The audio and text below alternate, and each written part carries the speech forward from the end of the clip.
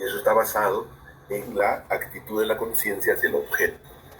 Está tan vinculada a la actividad de la conciencia que apenas puede separarse de ella, ¿no?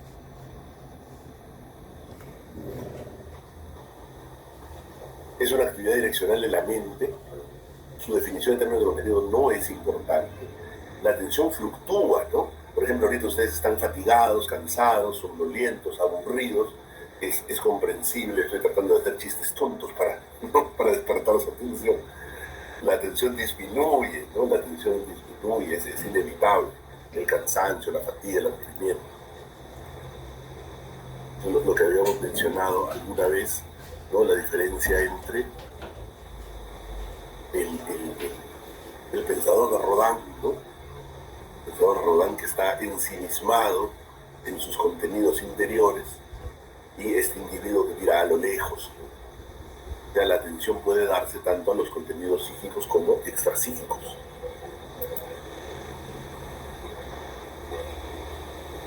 La atención siempre tiene una capacidad limitada, no hay atención ilimitada, interminable. Siempre es como un ancho de banda, ¿no? Siempre llega a un punto de saturación, ¿no? Por eso es interesante, si alguno de ustedes ha tenido la posibilidad de tener una evaluación neuropsicológica para descartar TDAH, hay pruebas computarizadas, ¿no? Donde pueden evaluar de manera muy sistematizada tu atención, ¿no? Hay diversos tipos de atención alternante, atención dividida, etc. De ahí se ve tu capacidad atencional, ¿no? De una manera, pues, si ustedes han revisado el Honorio, la antiquísima prueba de Valdizán, ¿no? De marcar las determinadas letras en una lista enorme, es una prueba antiquísima, no provecta, venerable, ¿no? Hoy hay pruebas neuropsicológicas, no las aplica cualquier psicólogo, para valorar y cuantificar tu capacidad atencional.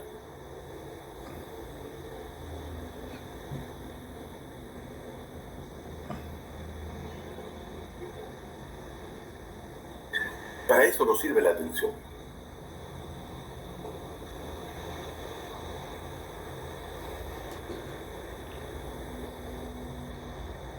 Favorece la afinación de la memoria, claro, todo aquello que te impresionó. Por eso es que los recuerdos más tempranos, todas las primeras veces las recuerdas más. Tu primer paciente, ustedes nunca se van a olvidar de sus primeros pacientes. ¿Por qué? Porque fueron sus primeros pacientes, ¿no? O sea, todos los estímulos que captan más tu atención se fijan mejor en la memoria.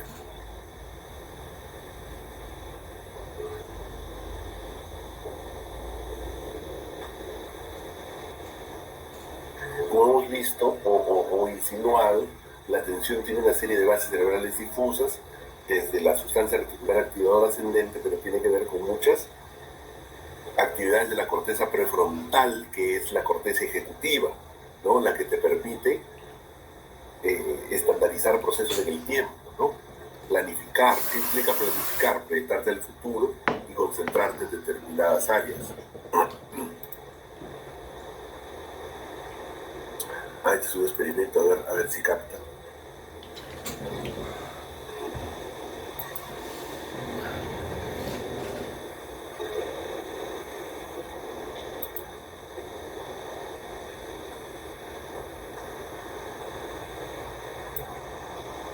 ¿Están viendo la pantalla?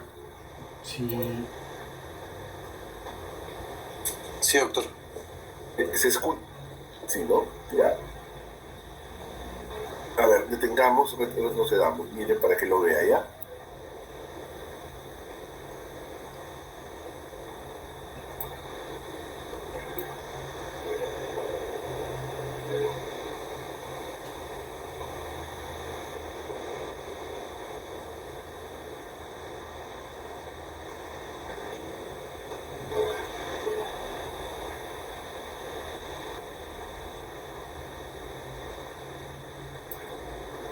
Ya, quiero asegurarme que todos ustedes capten, ¿ya? Cuente cuántas veces los jugadores que visten de blanco pasan la pelota, ¿ya? ¿Cuántas veces los jugadores de blanco se pasan la pelota? Los jugadores de blanco, ¿cuántas veces se pasan la pelota? Vamos a retroceder, ¿ya? Porque la idea es que todos ustedes lo hagan bien.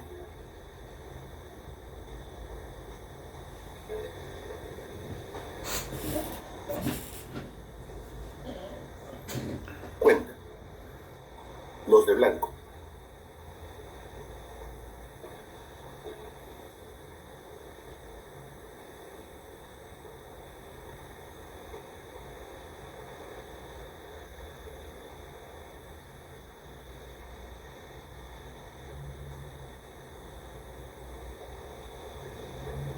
Catorce.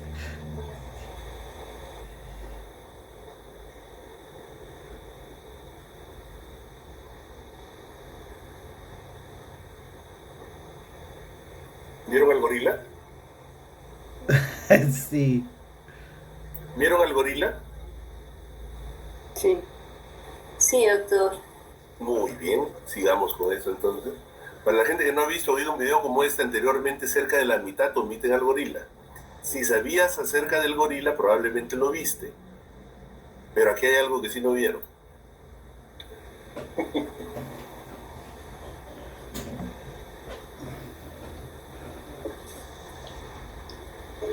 Así es. ¡Qué buena!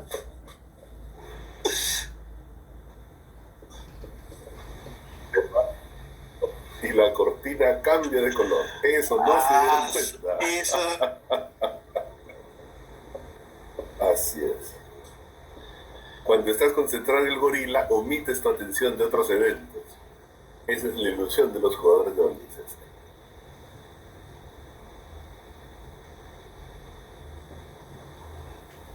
Ese es un bonito ejemplo que nos demuestra cómo fluctúa nuestra atención en este tipo de situaciones.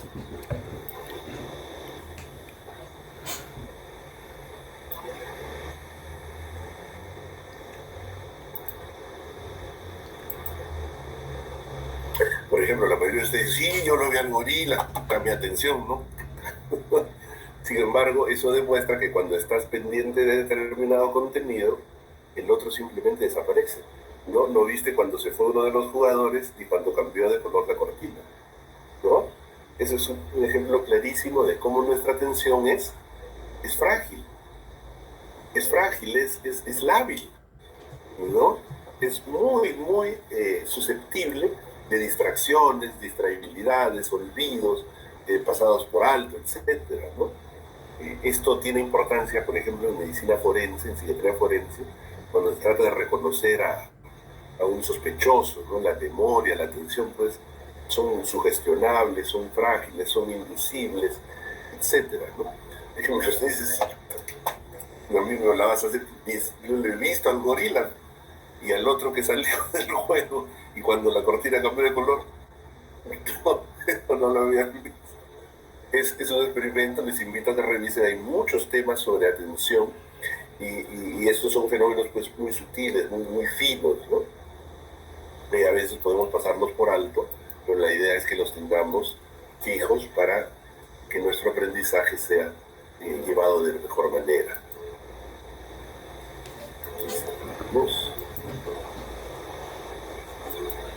Esto está en el honorio, elevación del umbral atencional, ¿no? Cuando solo estímulos muy intensos lo despiertan, por diversas razones el umbral atencional está alterado, indiferencia anormal, ¿no? Por ejemplo, un individuo autista por esquizofrenia no se interesa en los estímulos externos. Inestabilidad de la atención, ese es todo un tema porque en las ediciones antiguas del honorio dice instabilidad y en las más recientes dice inestabilidad. Y algunos dicen es una errata. El Honorio no tiene ratas en sus libros, ¿no? Esa es toda una historia que algún día les contaré.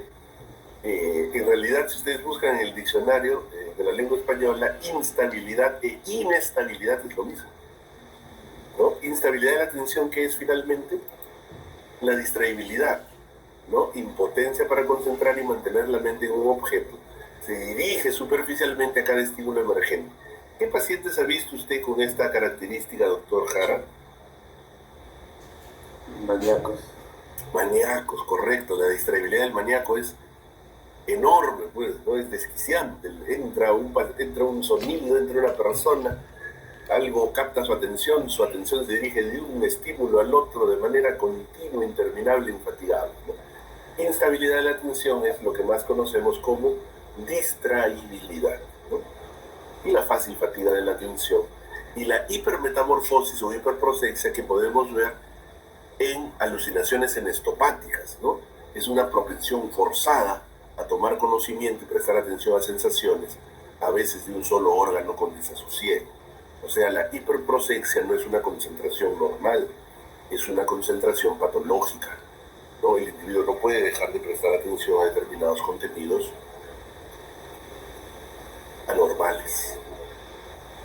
Esto lo encuentran ustedes en el Honorio, anomalías cuantitativas, y es interesante porque la mayoría de autores no lo recogen. La aproxexis del grado máximo de la atención, eso sí no está en Honorio. El enfermo es incapaz de fijar la atención, como acontece en el furor maníaco, catatónico, estados confusionales, en intoxicaciones y en los pacientes con demencia muy avanzada. Entonces es un concepto genérico e inespecífico, la aproxexia. Como ven en la gráfica, ha desaparecido la palabra atención, ya no existe, está abolida.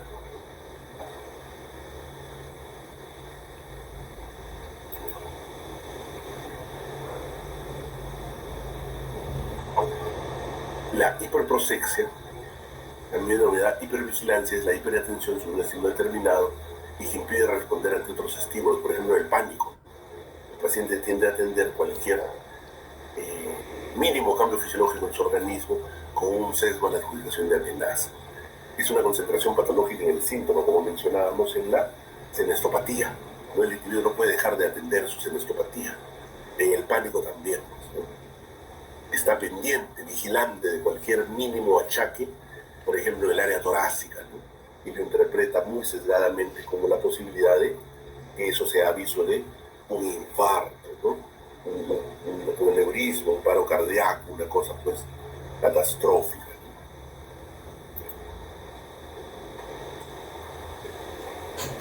La distraibilidad es un término inespecífico, ¿no? Se ve en manía, como habíamos mencionado, en la intoxicación. Recuerden, la embriaguez alcohólica es lo más parecido a la manía, ¿no? Eso lo dice Honorio, y si Honorio lo dice, pues es verdad. Y es un síntoma cardinal del TDAH, ¿no? Pero se tiene que distinguir de manera muy adecuada, ¿no? ¿Por qué? Porque el niño per se es distraíble, ¿no? Tienes que detectar si esa distraibilidad no es secundaria a otros fenómenos que no sean específicamente el TDAH, ¿no? Eso implica evaluar al niño en más de un contexto, por eso se evalúa en la escuela y se evalúa en la casa. El niño que es solo distraíble en la escuela o solo en la casa no es un TDAH. La distraibilidad tiene que darse en dos ámbitos. Cambios bruscos de atención. La atención va de un estímulo al otro, de manera constante. Y esto también lo encuentran ustedes en el Honorio, la frustración del objetivo. Por ejemplo, usted le pregunta al paciente algo y el paciente empieza a hablar, se va por las ramas, te pierde y tú te das cuenta, no le dices, disculpe, ¿se acuerda de lo que le pregunté? Y el paciente muchas veces le dice, no, disculpe, se me fue, ¿no? Esa es la frustración del objetivo, que debe diferenciarse del bloqueo, debe diferenciarse del bloqueo. Falla de aprender el contenido intencional, la mente aborda, se desencamina y se pierde. Se distrae dándote la respuesta y se extravía el paciente.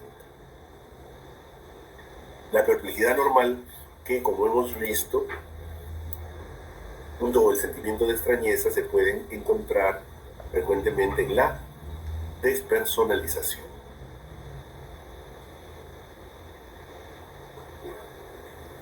En el sentimiento de extrañeza, el individuo no siente la familiaridad, ¿no? Desconexión entre lo práctico es lo afectivo. Lo cognoscitivo dice, yo sé que es mi cuarto, yo sé que es mi habitación, pero no siento la familiaridad usual. Lo siento como raro, como si por primera vez estuviera acá. Es el sentimiento de extrañeza, frecuentísimo en la despersonalización. Y la perplejidad anormal, que se da en los inicios y en alguna psicosis, ¿no? El individuo actúa como si no pudiera captar la realidad, porque en realidad la realidad no es extraña, no es inusual, no es heteróclita, una situación común y corriente. Al igual que la orientación, que había orgánica y psiquiátrica, la hipnotización orgánica, vamos a encontrar al sujeto distraído, ensimismado, es característico de cuadros orgánicos agudos como el delirio, ¿no? El paciente no está absorto en un contenido mental en particular, no está concentrado, por ejemplo, como un melancólico sumido en su abatimiento, en su desgracia, ¿no? De hecho, no puede atender ni sus propios contenidos. Puede parecer amnésico o afásico, se lo ve torpe, ¿no? Aturdido, ¿no? Entorpecido. Usualmente la atención a lo externo está muy deteriorada, ¿no? El individuo en delirio, tú lo ves que mira de un lado al otro, no mira nada, se jala la sonda, se jala la vía, muchas veces su atención está vertida hacia su propia corporalidad. Tú le hablas, te mira un instante y luego voltea, y constantemente cuando mira su sonda, se saca la vía, se saca la sonda por acá, el esparadrapo, se saca los electrodos, ¿no? O sea, su atención difusa, borrosa, está vertida de manera inespecífica hacia su propia corporalidad. Mientras que la inatención psiquiátrica la vamos a encontrar en múltiples estados de inhibición psicomotora, ¿no? Por ejemplo, la melancolía, el estupor melancólico, el esquizofrénico, ¿no? Está centrado en sus alucinaciones, ¿no? Es decir, su inatención está captada por estímulos ajenos, peculiares, mientras que la inatención orgánica, el sujeto está ensimismado, pero no en un contenido en particular, ¿no?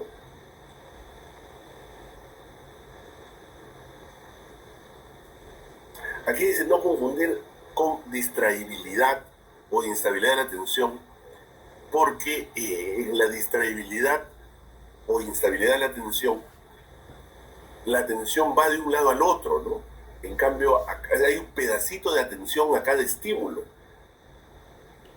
Un átomo de atención a cada estímulo, aunque sea. En cambio, en la atención psiquiátrica fracasa, ¿no? Porque el individuo está ajeno a lo externo, está subsumido, por ejemplo, en la melancolía, o está concentrado en otro contenido de manera persistente. Por ejemplo, el esquizofrénico está concentrado en su alucinación. Por eso hacia afuera lo ves como inatento, ¿no? Hacia afuera lo ves como inatento. Son situaciones sutiles, como es obvio, ustedes saben que en psiquiatría no diagnosticamos por un solo síntoma, pero esto te da un peldaño más en el andamiaje de captación del fenómeno psíquico, ¿no? Es como cuando tú quieres aprender algo, si usas 2 dedos, coges menos que si usas 5. A eso se refiere la captación del fenómeno. Este tema es interesantísimo y ustedes lo tienen que leer en la parte final del capítulo de Honorio. Efecto de la atención sobre síntomas mentales y corporales. Recuerden, la atención aviva las propiedades sensibles y significativas del objeto. La atención vitaliza y hace crecer aquello sobre lo cual recae. Por ejemplo, si el individuo está pendiente del síntoma, lo agranda. Al paciente con pánico le tienes que explicar y educar. Cuando esté en la crisis, ponga su atención voluntariamente en otra cosa, porque así su síntoma se reduce. Si usted se concentra en el síntoma, es peor. El insomnio fisiológico. A ver. ¿Qué dice doctor Vivas? ¿Está usted allí? Buenas noches.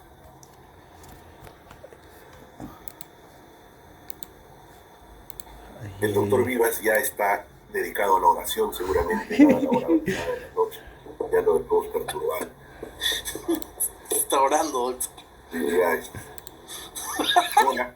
Hora es la hora, pues ya llegó la hora de la hora. A ver, la doctora Jennifer Tapia, buenas noches. ¿Está usted ahí, doctora? Buenas noches, doctor. Sí, acá estoy. No se preocupe, doctor Vivas. Doctora Tapia, ¿qué entiende usted por insomnio psicofisiológico?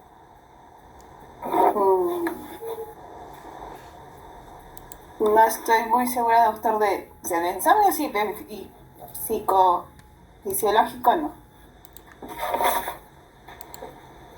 Ya, no hay problema.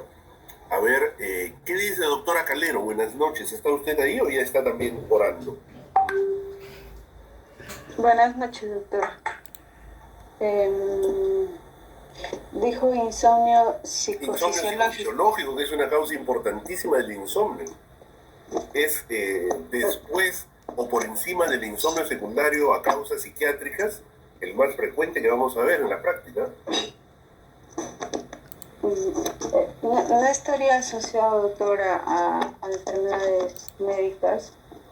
No, pues eso no es por enfermedades médicas ni psiquiátricas. Es el llamado insomnio primario, insomnio psicofisiológico.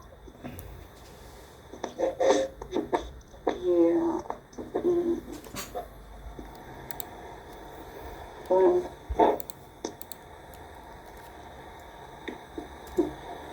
sería en todo caso un trastorno del sueño que al paciente probablemente no le genere un sueño no reparador o no lo identifique como tal. Bueno, el insomnio genera como consecuencia un sueño no reparador. Es el clásico insomnio generado por el miedo a que llegue la noche y a no poder dormir. ¡Ay, doctor! ¡Ay, ya llega la noche! Yo ya estoy nervioso. Digo, ¡ay! Mira la hora que... ¡Ay, hoy no duermo! Dicho y hecho, me voy a mi cama, me acuesto y yo pensando, ay, ¿por qué no me duermo? Debiera dormirme. Y nada, no me duermo. Ay, Dios mío, pero me desespero. ¿Por qué no me duermo? Ya debiera dormirme, debiera estar durmiendo. La ansiedad aleja el sueño. El sueño es como una persona esquiva. Si tú lo buscas el sueño se aleja y se va. El sueño tiene que buscarte a ti. El insomnio psicofisiológico implica la necesidad de mucha higiene del sueño. Por eso, cuando el paciente con insomnio psicofisiológico va a dormir, tú le dices, tome su pastilla, pero no se acueste. Siéntese en su cama, prenda su lamparita y póngase a leer. Ya, algo aburrido. Si es médico, saque su Honorio, capítulo de tiempo anímico. ¿No? ¿Por qué? Porque quita su atención del insomnio, lo pone en otra cosa. ¿Te das cuenta? ¿No? Antes, cuando había guía telefónica, el doctor Lazarte todavía conoció guía telefónica, ¿no?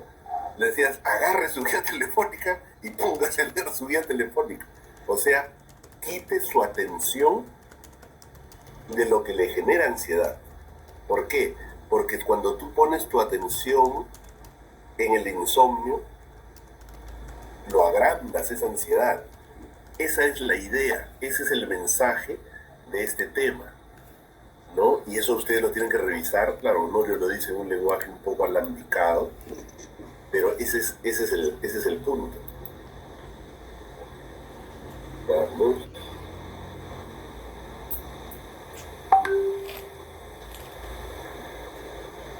Efecto de la atención sobre síntomas mentales y corporales.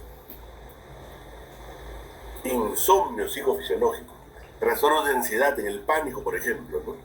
El paciente, cuando tiene que aprender a afrontar su crisis de pánico, tiene que decir, voluntariamente quite tu atención de su molestia, porque no es el perro que ladra y no muerde, pues no es nada grave, y póngalo en otra cosa.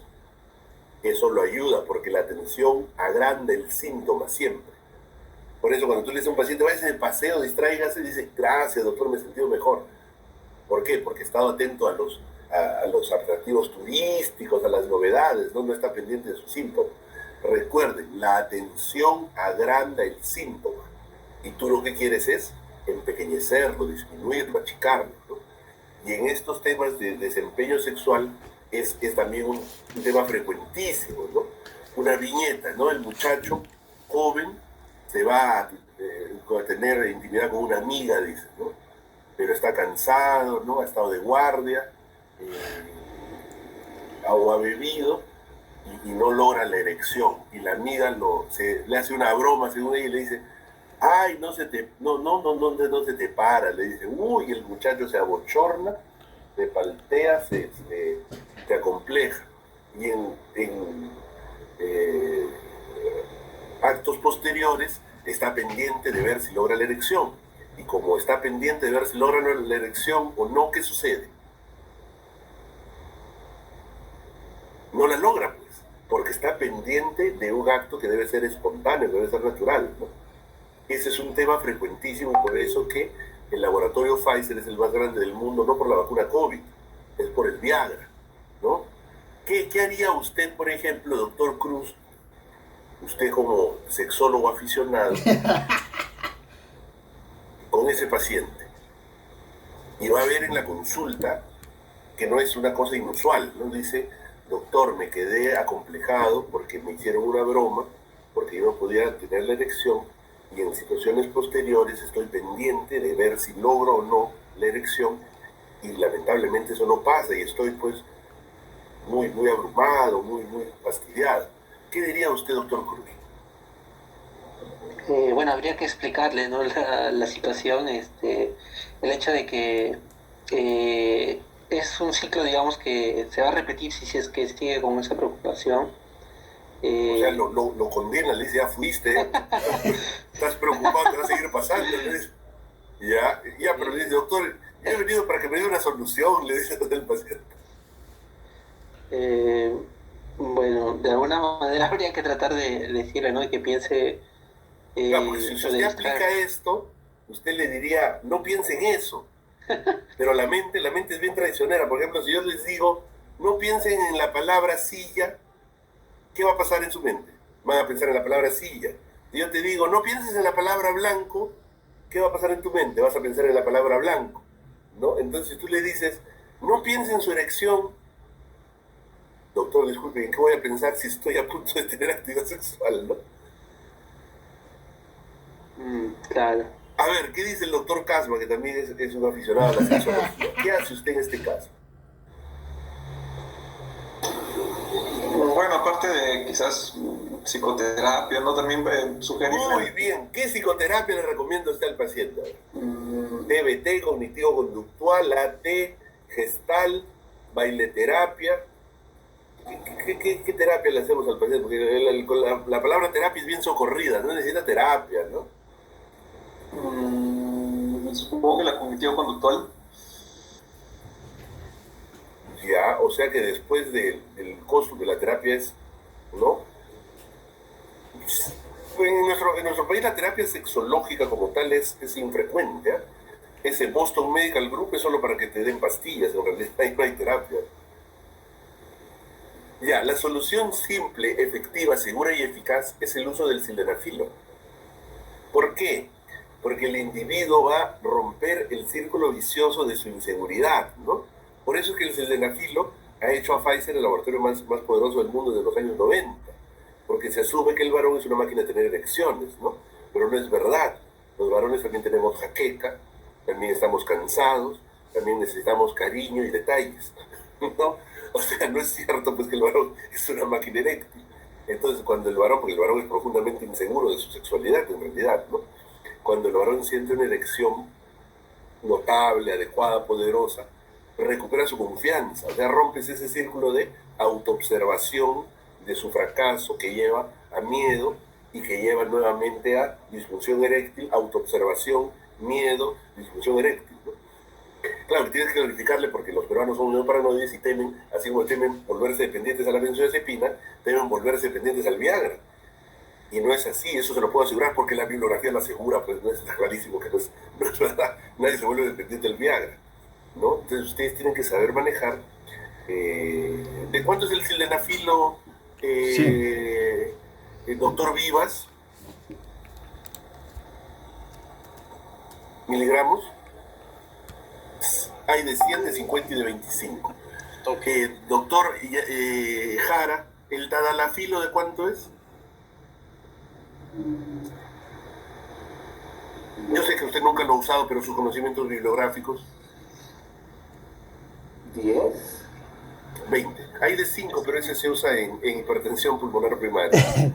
O sea, usted se va a sorprender. Hay señores de 80 años que llegan por problemas de su sexualidad, señoras de 60 años, cuando tú piensas que la sexualidad es para gente joven, mentira, toda persona tiene derecho a la sexualidad. Entonces, aunque sea un paréntesis, recuerden que la atención sobre determinadas funciones psicofisiológicas puede deformar y patologizar esta función. Crisis de pánico, insomnio psicofisiológico y problemas de función eréctil. No hay un seminario de sexología, lo cual es de mucho lamentar. El urólogo ve solo partes y el ginecólogo ve solo parte orgánica. Cuando ve que no es un problema orgánico, lo deriva al psiquiatra. Tú tienes que saber esto porque el paciente te va a consultar y tú necesitas, pues, satisfacer la necesidad de tu paciente, ¿no? Hay diversas formas de explorar la atención. Las clínicas básicas son estas que vemos. meses del año sucesivos y al revés, restas sucesivas. O sea, la resta sucesiva no mide exactamente el cálculo, sino la tensión, ¿no? Pero en general el desempeño del paciente durante la entrevista es ya bastante importante. Cuando pedimos una prueba, cuando necesitamos hacer un descarte específico de organicidad, por ejemplo, o un diagnóstico fino de TDAH, ¿no? Pero son pruebas neuropsicológicas que no cualquier psicólogo aplica. Muy bien, ha sido un resumen bastante apretado, pero deseo y espero que motivador para revisar estas funciones psicológicas que no son aparte, son dependientes de la conciencia, pero son de enorme trascendencia para cuadros orgánicos como el delirium y que ustedes están seguramente deseosos de profundizar y de conocer un poco más con esta breve introducción. ¿Hay alguna pregunta o comentario de parte de ustedes, mis estimados colegas?